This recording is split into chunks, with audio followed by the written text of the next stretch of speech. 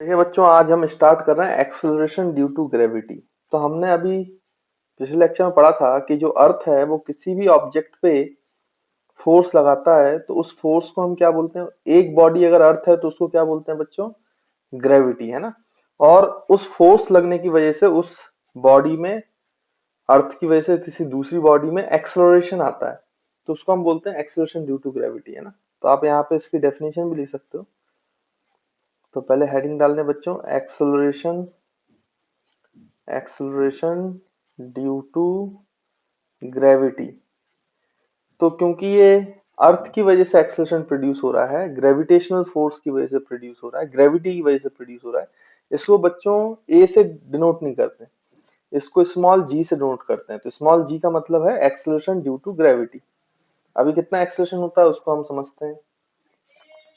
तो अगर आप ध्यान से देखें तो इसको पहले आप डिफाइन कर लो। तो एक्सेलरेशन ड्यू टू ग्रेविटी हम लिख सकते हैं, द एक्सेलरेशन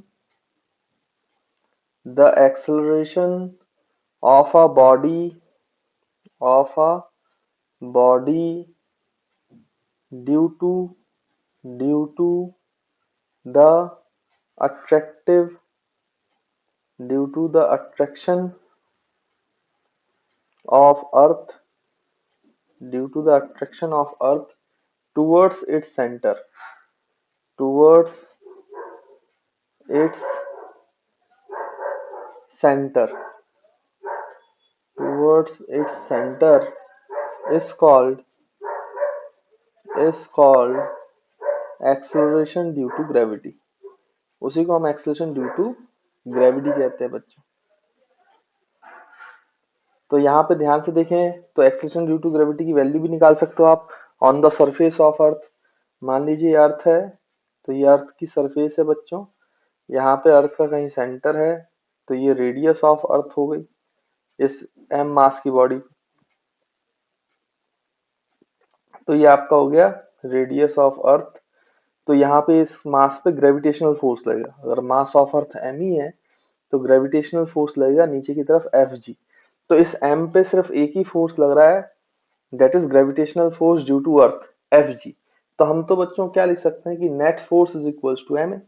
ये तो न्यूटन सेकंड लॉ में हमने पढ़ा हुआ है। तो हम क्या लिखते हैं, by Newton second law, F net किसी भी फोर्स पे लगने वाला उसको एम ए लिखते हैं। लेकिन अगर ये एफ नेट ग्रेविटेशनल फोर्स होगा, यानी एक बॉडी अर्थ होगी, फोर्स ऑफ ग्रेविटी होगा, तो एक्सेलरेशन जो है वो एक्सेलरेशन ड्यू टू ग्रेविटी लिखी जाएगी, जी लिखा जाएगा, है ना बच्चों। तो यहाँ पे आप अप्लाई करो। तो this is gravity, force of gravity is equals to M G. Force of gravity कितना होगा बच्चों? G m1 m2 by R E square, radius का स्क्वायर, है ना। तो यहाँ पे हम लिख सकते हैं G mass of earth into mass of body upon R E का square is equals to M into G. तो यहाँ से m और m कैंसिल हो जाएगा। तो हमारा जो स्मॉल g की वैल्यू है एट द सरफेस ऑफ अर्थ, वो कितनी आ जाएगी? g mass of earth upon radius of earth का स्क्वायर। तो बच्चों अगर आप इसमें वैल्यूज पुट करोगे, ये तो फॉर्मूला हो गया आपका G M upon R square. लेकिन अगर आप यहाँ पे फॉर्मूले में वैल्यूज पुट करोगे तो जो G at the surface of earth है वो कितना आ जाएगा? जी की वैल्यू होती है 6.67 into 10 raise to power -11 into mass of earth. आप जानते हो, मैं पहले ही बता चुका हूँ आपको, 10 रेज टू पावर 24 kg। और रेडियस ऑफ अर्थ भी आप जानते हैं, 10 6.4 into 10 raise to power 6 metre और उसका स्क्वायर। तो आप इस जब पूरे डाटा को सॉल्व करोगे बच्चों, तो G at the surface of earth, acceleration due to gravity at the surface of earth जो है वो कैसा हो जाएगा स्टूडेंट्स? यहाँ पे इसकी वैल्यू आएगी 9.8 मीटर पर सेकंड स्क्वायर, 9.8 मीटर पर सेकंड स्क्वायर। तो ये एक्सेलरेशन ड्यू टू ग्रेविटी है नियर द सरफेस ऑफ अर्थ, या सरफेस ऑफ अर्थ पर ये आपको एक्सेलरेशन ड्यू टू ग्रेविटी मिलता है। तो आई होप आपको एक्सेलरेशन ड्यू टू ग्रेविटी समझ में आया होगा, इसकी क्या वैल्यू होती है ये भी क्लियर होगा। आप चाहें तो किसी अदर प्लेनेट के लिए भी एक्सेलरेशन ड्यू टू ग्रेविटी निकाल सकते हैं, है ना। मतलब ये जो फॉर्मूला है इसको अप्लाई भी किया जा सकता है। द यहाँ पे लिख सकते हो आप नोट करके, दूसरे प्लेनेट के लिए the above formula the above formula can be used for any other planet also। तो किसी दूसरे प्लेनेट के लिए भी इसमें फॉर्मूले को यूज किया जाता है। बस अंतर क्या आएगा कि जहां मास ऑफ अर्थ है वहां पे उस प्लेनेट का मास लेना पड़ेगा, और जहां रेडियस ऑफ अर्थ है वहां पे आपको रेडियस ऑफ प्लेनेट लेना पड़ेगा। तो आप लिख सकते हो कि acceleration due to gravity of any planet is equals to capital G, वो तो कांस्टेंट ही रहता है, into mass of planet upon radius of planet का स्क्वायर। तो this is the acceleration due to gravity, acceleration due to another planet। तो किसी दूसरे प्लेनेट के हिसाब से ये है ना बच्चों। तो यहाँ पे आप लिख सकते हो कि जहाँ पे जीपी जो है it is the acceleration due to planet, यहाँ पर एमपी जो है वो है मास ऑफ प्लेनेट, और यहाँ पे आरपी जो है वो है radius of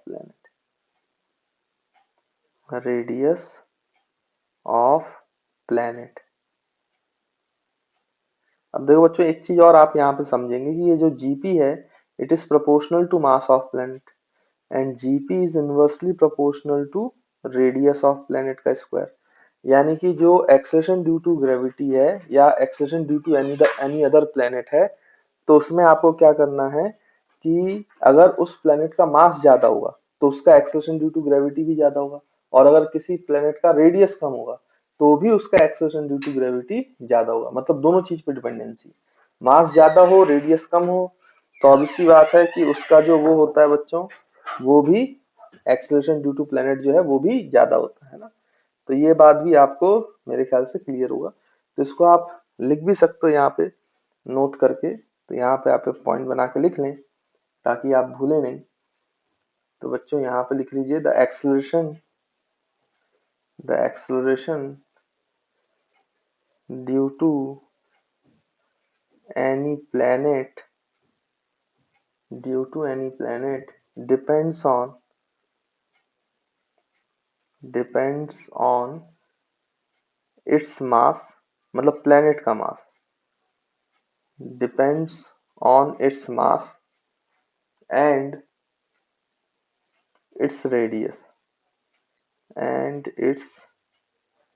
radius full stop.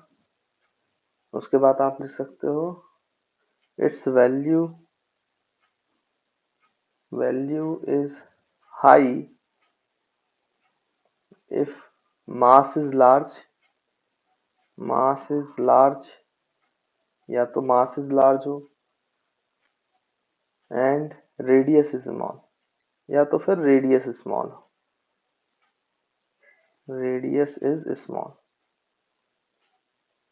तो मास हाई होगा रेडियस स्मॉल होगा तो ऑब्वियसली बात है एक्सेलरेशन ड्यू टू प्लेनेट भी जो होगा वो हाई होगा, है ना बच्चों। अच्छा एक बात और इसमें ध्यान रखना स्टूडेंट्स कि यहाँ पे ये जो एक्सेलरेशन ड्यू टू ग्रेविटी है ये मास ऑफ प्लेनेट पे तो डिपेंड कर रहा है, बट ये मास ऑफ द पार्टिकल पे डिपेंड नहीं कर रहा है।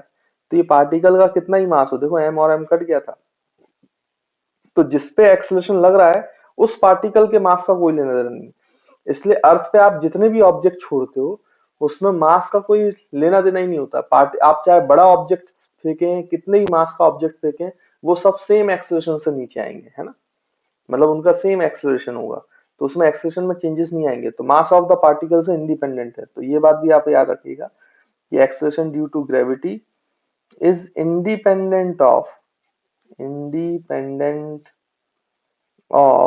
मास ऑफ पार्टिकल के मास से इंडिपेंडेंट है, प्लेनेट के मास पे डिपेंड करता है। और बच्चों किस पे डिपेंड करता है, रेडियस ऑफ प्लेनेट, है ना। तो आई होप आपको ये एक्सेलरेशन ड्यू टू ग्रेविटी का कॉन्सेप्ट क्लियर होगा, समझ में आया होगा। अब देखिए बच्चों यहाँ पर क्या है कि एक चीज और समझना है, दैट इज वेरिएशन ऑफ जी। मतलब ये जो स्मॉल जी की वैल्यू है बच्चों ये कांस्टेंट नहीं होती है, हालांकि हम हर जगह पे इसको कांस्टेंट मान के चलते हैं, variation of acceleration due to gravity मतलब वेरिएशन ऑफ जी, लेकिन ऐसा रियलिटी में नहीं होता है। इसकी वैल्यू जो है वो अलग अलग होती हैं, डिफरेंट डिफरेंट होती हैं जगह जब चेंज होती है ना। कैसे, मैं आपको समझाता हूँ। जैसे ये बच्चों हमारी अर्थ है, अर्थ का सेंटर है। तो अगर आप सरफेस ऑफ अर्थ पे खड़े हैं बच्चों, सरफेस ऑफ अर्थ पे, तो यहाँ पे जो जी है वो जी सरफेस पे कितना है बच्चों, 9.8 मीटर पर सेकंड स्क्वायर, और कभी कभी न्यूमेरिकल्स में उसको अप्रोक्सीमेटली 10 मीटर पर सेकंड स्क्वायर यूज कर लेते हैं। अच्छा, यहाँ से अगर आप ऊपर हाइट पे जाओगे, एच हाइट पर, तो सोचो सेंटर से ये जो दूरी है बच्चों ये आर हो जाएगी, स्मॉल आर मान लो। यहाँ पे अब एक पार्टिकल है एम मास का, तो ये आपका रेडियस ऑफ अर्थ हो गया, है ना। तो आप ध्यान से देखो, तो यहाँ पे अगर आपको जी लिखना है तो जी की वैल्यू क्या लिखोगे, हमने अभी पढ़ा, G is equal to capital G mass of earth upon distance from the centre उस पार्टिकल का। तो पहले वो सरफेस पे था तो रेडियस के बराबर था, अब किसके बराबर है, स्मॉल आर, तो ये स्मॉल आर स्क्वायर हो जाता है। और स्मॉल आर को आप क्या लिख सकते हो भाई, जी एम ई, तो ये जी डैश है ना, चेंज हो जाएगा जी, ये तो रेडियस यहाँ पे आया था ना कैपिटल आर स्क्वायर की, तो इसको आप लिख सकते हो कैपिटल आर प्लस एच, मतलब radius of earth plus height का होल स्क्वायर। इस तरीके से इसको लिखा जा सकता है ना स्टूडेंट्स। और कई बार इसको ऐसे भी लिख देते हैं, आर ई यहाँ से कॉमन ले लेते हैं, तो जो जी डैश है वो आपका आ जाता है G M E, mass of into radius of earth का कॉमन ले लिया आपने, तो अंदर बचेगा बच्चों 1 plus H upon R E का होल स्क्वायर। तो इसको क्या बोल देते हैं स्टूडेंट्स, जी। ये आपका जी एट सरफेस है ना, जिसको जी बोला है 9.8, तो G upon 1 plus H upon R E का होल स्क्वायर। तो इस तरीके से भी इस फॉर्मूले को याद रखा जाता है ना। तो मैं आपको सिर्फ ये बता रहा हूँ कि जैसे जैसे ये हाइट बढ़ेगी तो आपका डिनोमिनेटर बढ़ेगा, तो जी की वैल्यू कम होगी। यानी जैसे जैसे आप ऊपर जाते हो बच्चों, हाइट में ऊपर जाते हो, तो जी की वैल्यू डिक्रीज करती है, डिक्रीज करती है। और किसी भी एच हाइट में जो जी डैश है कम वैल्यू है, तो यहाँ पर क्या होगा कि आपका जो जी है वो G M E upon R E plus H का होल स्क्वायर, ये आपको मिलेगा किसी भी एच हाइट पर। अच्छा, लेकिन जब एच बच्चों बहुत नेग्लिजिबल होता है, मतलब बहुत छोटा होता है, तो मैं अब आपसे यहाँ पे बोलूं कि इफ हाइट जो है वो बहुत ऊपर नहीं गए हो आप, बहुत, जैसे कि हमारा जो रेडियस ऑफ अर्थ है, जैसे मान लीजिए कि it is very very less than radius of अर्थ, यानी ऐसा मानो कि लगभग लगभग 10%। तो रेडियस ऑफ अर्थ कितना है बच्चों, ये हमें पता है 6400 किलोमीटर, है ना, ये 6.4 इंटू 10⁻⁶ मीटर। तो ये सभी आपको पता है। तो अगर ये बहुत कम है, जैसे मैं आपसे बोलूं कि लगभग लगभग अगर आप यहाँ पे ले लो तो इसका 10%, तो अगर 10% लो तो 500 किलोमीटर तक, है ना बच्चों। अगर हम इसका 10% लें तो 500 किलोमीटर तक आप इसको क्या ले सकते हो, बहुत स्मॉल ले सकते हो। तो अगर हाइट जो है रेडियस के कंपैरिजन में, अर्थ के कंपैरिजन में जो हाइट आप ऊपर जा रहे हो, अगर वो बहुत छोटा है, इट इज स्मॉल, जो ये हाइट है बच्चों, ये हाइट अगर स्मॉल है in comparison to a radius of earth, very very small than radius of earth, तो आप हाइट को नेग्लेक्ट कर सकते हो, H can be neglected, neglected. तो यहाँ पे बच्चों आप h को नेग्लेक्ट कर दोगे तो h अपॉन आर ई जो है उसकी वैल्यू लगभग जीरो होगी, क्योंकि h से आर ई बहुत बड़ा है, तो डिनोमिनेटर बहुत बड़ा है, तो ये लगभग जीरो हो गई। तो ये g अपॉन 1 का स्क्वायर, तो g बचेगा, मतलब g डैश भी g के बराबर आएगा। यानी आप लगभग लगभग यहाँ पर 300 से 400 से 500 किलोमीटर तक h की वैल्यू जो है बच्चों उसको स्मॉल मान सकते हैं, उसको स्मॉल मान सकते हैं। तो g की वैल्यू अप्रोक्सीमेटली आप कितना ले सकते हो बच्चों, मतलब अगर आप 10-20 किलोमीटर तक की बात करें, ऊपर 10 किलोमीटर तक, तो आप जी की वैल्यू को कांस्टेंट मान सकते हो बच्चों। इसलिए जब हम कोई भी सवाल करते हैं तो हमें पता है कि हम कोई भी बिल्डिंग बना रहे हैं, या आप कोई बॉल ऊपर फेंक रहे हो, या किसी पार्टिकल को ऊपर से ड्रॉप किया जा रहा है, या पैराशूट वाला आदमी कूद रहा है एरोप्लेन से, तो वो 10-20 किलोमीटर के अंदर की ही दूरी होगी बच्चों, 10-20 किलोमीटर अंदर के ही दूरी होगी, तो वो कोई बहुत ज्यादा दूरी नहीं होगी। तो हाइट को आप नेग्लेक्ट कर सकते हो आसानी से, इसलिए हम जी को कांस्टेंट मान लेते हैं बच्चों। सिर्फ ग्रेविटेशन पढ़ते समय हमें ये याद रखना चाहिए कि असलियत में जी वेरी करता है। तो ऊपर अगर हाफ हाइट पे जाओगे तो जी जो है वो डिक्रीज कर रहा है, लेकिन जब हम दूसरे चैप्टर्स में क्वेश्चन करेंगे तो क्योंकि हमारी जो रेंज है, चाहे हम पार्टिकल को फेंकेंगे, ड्रॉप करेंगे या कुछ भी एरोप्लेन से कोई कूदेगा, वो सब इतने हाइट स्मॉल है रेडियस ऑफ अर्थ के कंपैरिजन में कि हम इसको लगभग लगभग क्या मान सकते हैं, कांस्टेंट मान लेते हैं। तो जी की वैल्यू को हम कांस्टेंट मान सकते हैं नियर द सरफेस। जी की वैल्यू को अपन एज्यूम कर सकते हैं कांस्टेंट की तरह जब हम हाइट जो है रेडियस ऑफ अर्थ से कंपैरिजन में बहुत छोटी हो। मतलब रेडियस ऑफ अर्थ अगर 6400 किलोमीटर तो 10-20 किलोमीटर तक आप इसका प्रयोग कर सकते हो। और 10-20 किलोमीटर बहुत, हमारे लिए तो बहुत बड़ी हाइट है, रेडियस ऑफ अर्थ के कंपैरिजन में बहुत छोटी है, लेकिन हमारे लिए तो बहुत बड़ी हाइट है ना। तो आई होप बच्चों आपको ये पॉइंट क्लियर होगा, समझ में आया होगा। तो हाइट में ऊपर जाने से, सरफेस के हाइट में ऊपर जाने से बच्चों जो जी है वो क्या होता है, डिक्रीज होता है। वैसे ही अगर आप यहाँ पर क्या करें कि नीचे की तरफ आए, नीचे की तरफ तो डेप्थ में आए, मान लीजिए एक टनल खोद ली आपने और नीचे आ रहे हो, डेप्थ में आ रहे हो, तो जैसे जैसे डेप्थ में आओगे बच्चों तो यहाँ पे भी नीचे आते हुए जी डिक्रीज ही होता है, ये आप याद रखना। और फाइनली जब आप सेंटर पे पहुंच जाओगे तो acceleration due to gravity centre पे जीरो हो जाएगी। एक्सेलरेशन ड्यू टू ग्रेविटी जो सेंटर पे है वो कितनी हो जाएगी बच्चों, जीरो हो जाएगी, है ना।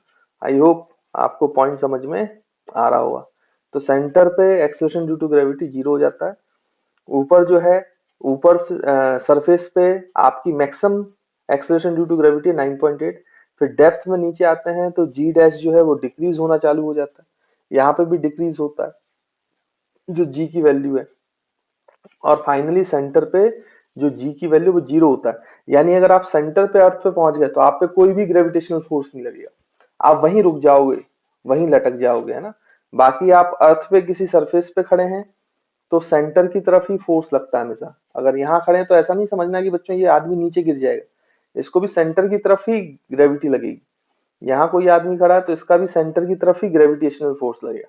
लेकिन सेंटर पे अगर आप पहुंच जाओगे तो वहां पे एक्सेलरेशन ड्यू टू ग्रेविटी जो है वो जीरो हो जाएगी। तो ये यहाँ पर फिर आपको अपना कोई भी वेट महसूस नहीं होगा। तो ये जो है सेंटर वाला पॉइंट, इसको वेटलेसनेस भी कहा जाता है। यहाँ पे आपको वेटलेसनेस महसूस होगा, आपको कोई अपना वेट महसूस नहीं होगा क्योंकि ग्रेविटी लग ही नहीं रही है। वेट तो ग्रेविटी की वजह से होता है ना बच्चों। आगे हम थोड़ा सा पढ़ेंगे भी उसके बारे में। तो आई होप आपको वेरिएशन ऑफ जी के बारे में समझ में आया होगा। एक बात और आप ध्यान में रखना कि जो ये है बच्चों, हमारी अर्थ है वो परफेक्टली स्फेरिकल बॉडी नहीं है। हमारी अर्थ थोड़ा सा ऐसा है, ऐसे थोड़ा सा चपटी है। तो ये एक्सिस ऑफ रोटेशन है अर्थ का। तो ये हमारे पोल्स हैं, ये नॉर्थ पोल है, ये साउथ पोल है, और ये आप जानते हो कि इक्वेटर होता है ना बच्चों।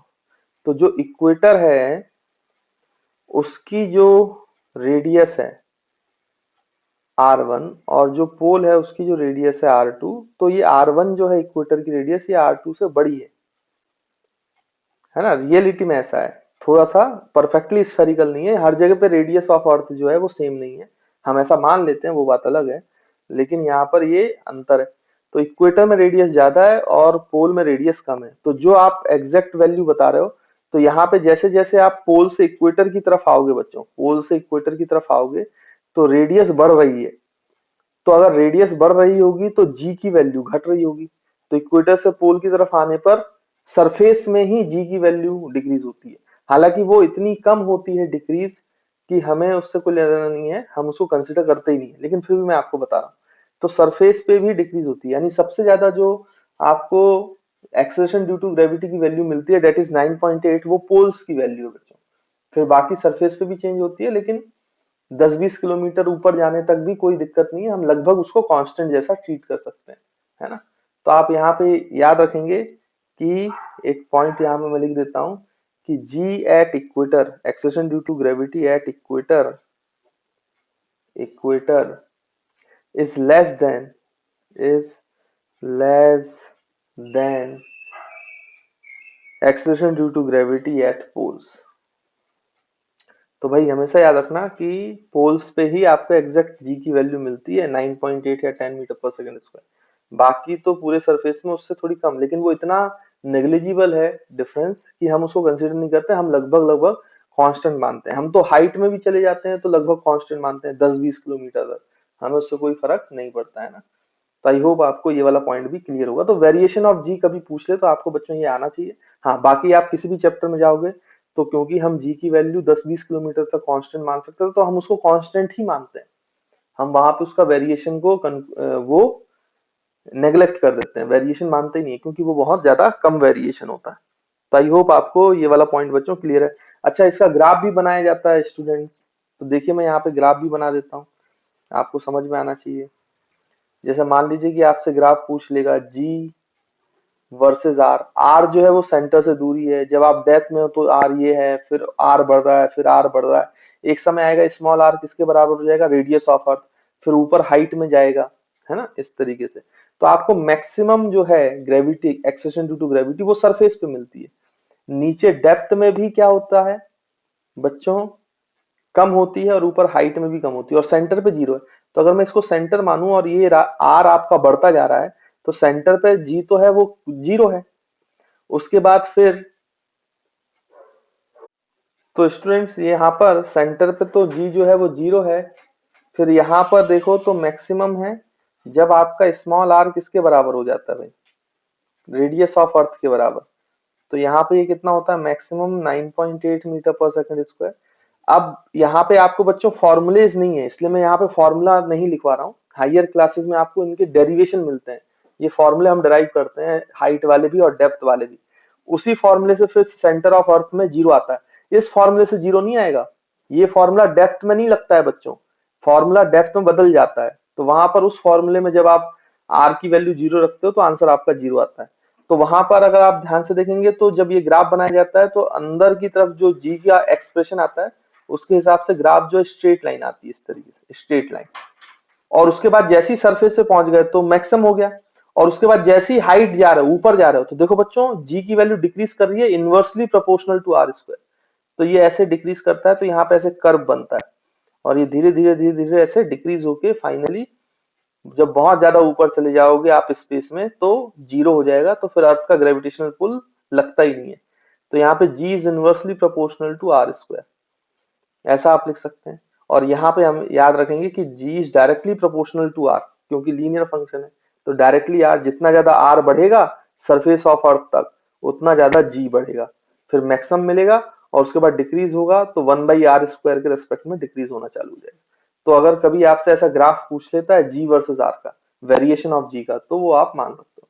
बाकी हर जगह पर क्योंकि हम हाइट पे ही जाते हैं तो 10-20 किलोमीटर तक चले जाएं जो कि बहुत ज्यादा डिस्टेंस है हमारे लिए, तो है ना, भले ही वो रेडियस ऑफ अर्थ के कंपैरिजन बहुत छोटा है, इसलिए हम जी को लगभग लगभग क्या मान लेते हैं, constant.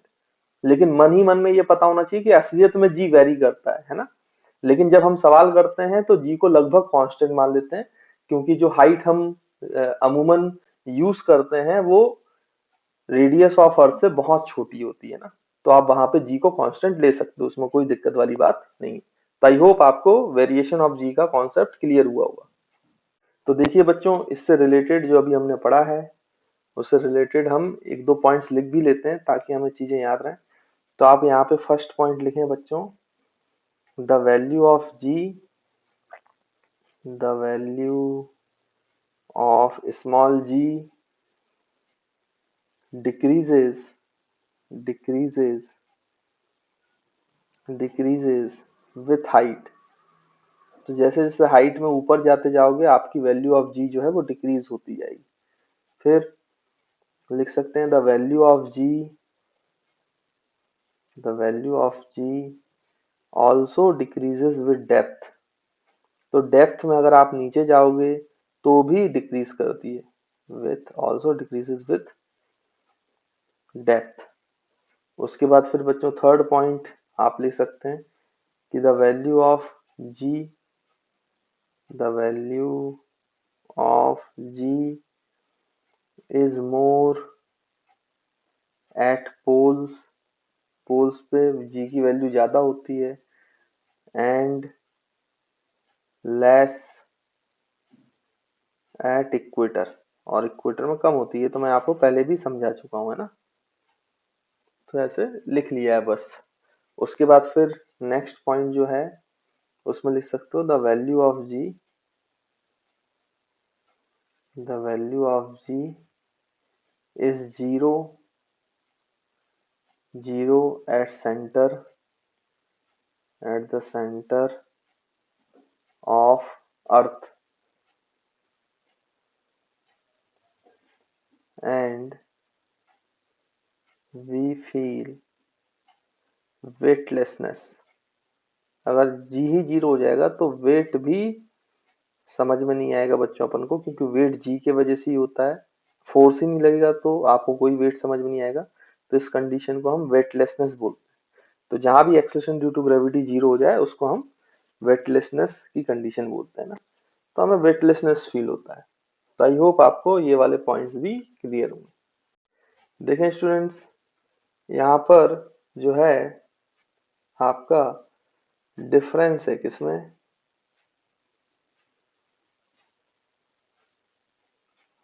Between small G and capital G, है ना। तो कैपिटल जी और स्मॉल जी में डिफरेंस है, वो डिफरेंस हमें पता होना चाहिए। कभी कभी वो पूछ लेते हैं, तो यहाँ पे मैं लिख देता हूँ जल्दी से, आप भी लिख लीजिए साथ में।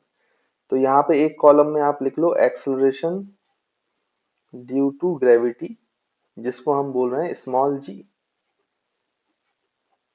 और दूसरा है universal gravitational constant,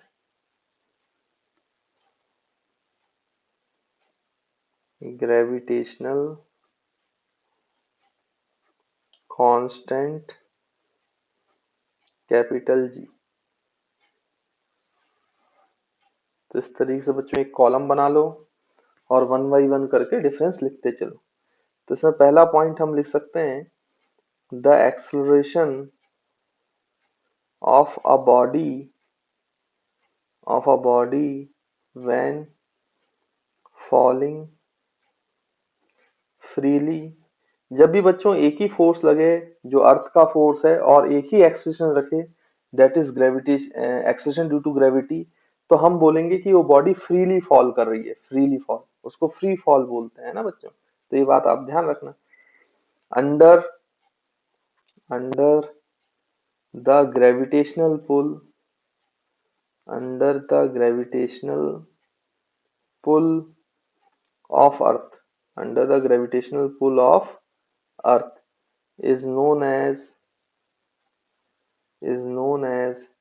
acceleration due to gravity। तो ये इसकी डेफिनेशन है भाई। इसमें क्या लिख सकते हैं हम लोग, the gravitational force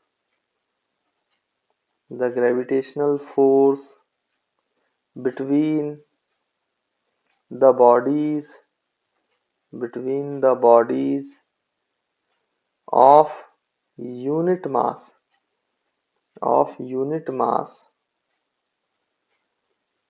each separated by a unit distance,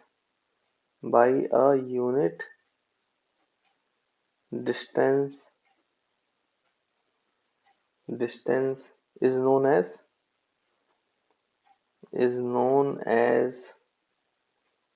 universal gravitational constant, that is capital G, है ना। तो बच्चों आप जानते हो कि फोर्स का फॉर्मूला होता है F m1, F equal to G m1 m2 by R square. तो अगर मासेस 1 है और आर भी 1 है तो F जो है वो G के बराबर हो जाएगा, मतलब उसी को हम एक्सेलरेशन यूनिवर्सल ग्रेविटेशनल कांस्टेंट कहेंगे, है ना। उसके बाद आप सेकंड पॉइंट में डिफरेंस लिख सकते हो, the value of G small g is 9.8 meter per second square near the surface of earth,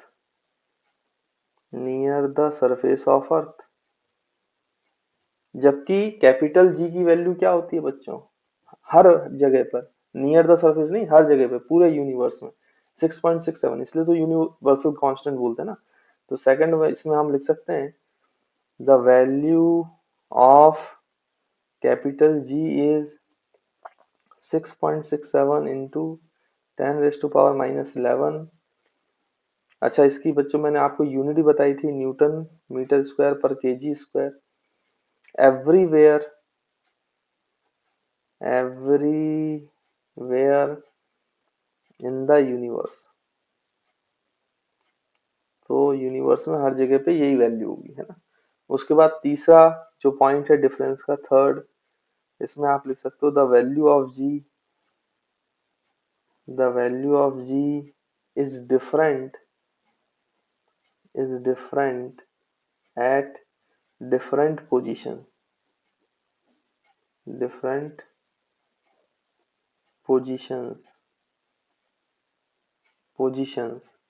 तो आप ये भी बोल सकते हो कि it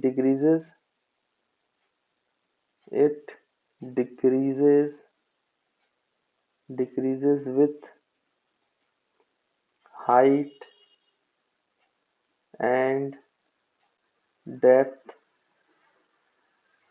from the surface of earth। तो अर्थ की सरफेस से चाहे आप हाइट पे चले जाओ, चाहे आप डेप्थ पे चले जाओ, तो उसकी वैल्यू डिक्रीज ही करती है। ये मैं आपको वेरिएशन में बता चुका हूँ। और अगर किसी दूसरे प्लेनेट पे भी चले जाओगे बच्चों, तो प्लेनेट का मास जो है वो डिफरेंट हो जाएगा, रेडियस डिफरेंट हो जाएगा, तो वहां भी इस जी की वैल्यू चेंज हो जाएगी, है ना। तो आप ये भी लिख सकते हो कि it is different different for different planets. तो डिफरेंट प्लैनेट्स के, तो देखें स्टूडेंट, यहाँ पे आप तीसरा डिफरेंस लिख सकते हो कैपिटल जी में, कि ये स्मॉल जी तो हर जगह चेंज होती है, प्लैनेट्स में भी चेंज होगी, और एक ही प्लैनेट में हाइट और डेप्थ में भी चेंज होता रहता है। लेकिन कैपिटल जी यूनिवर्स में हर जगह पे कैसा है बच्चों, कांस्टेंट है ना। तो हम यहाँ पे लिख सकते हैं the value of G is a universal constant is a universal constant is a universal constant. और आप बोल सकते हो इट रिमेन्स सेम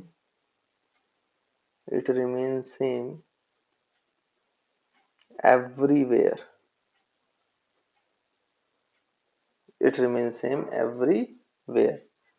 अब देखो बच्चों, और आप इसमें चाहो तो डिफरेंस लिख सकते हो फोर्थ पॉइंट में, the value of G is zero at the centre of earth. तो सेंटर ऑफ अर्थ पर बच्चों स्मॉल जी की वैल्यू जीरो होती है, ये मैंने अभी आपको बताया। जबकि कैपिटल जी की वैल्यू कभी भी जीरो नहीं होती, वो हर जगह पे सेम रहती है। तो सेंटर ऑफ अर्थ पे भी इसकी वैल्यू क्या रहेगी बच्चों, 6.67। तो आप लिख सकते हो the value of G capital G is 6.67 into 10⁻⁻11 at the centre of earth. तो सेंटर ऑफ अर्थ पे भी यही वैल्यू होगी जी, कैपिटल जी की, है ना, जबकि स्मॉल जी जीरो हो जाता है। तो ये कुछ डिफरेंसेस है बच्चों कैपिटल जी और स्मॉल जी में। आई होप आपको क्लियर होंगे, समझ में आए होंगे। तो अगर आपसे एग्जाम में पूछा जाए तो आप ऐसे डिफरेंस लिख सकते हो, आपको मार्क्स मिल जाएंगे, है ना। तो आई होप बच्चों ये वाला पॉइंट, ये वाला टॉपिक भी क्लियर है।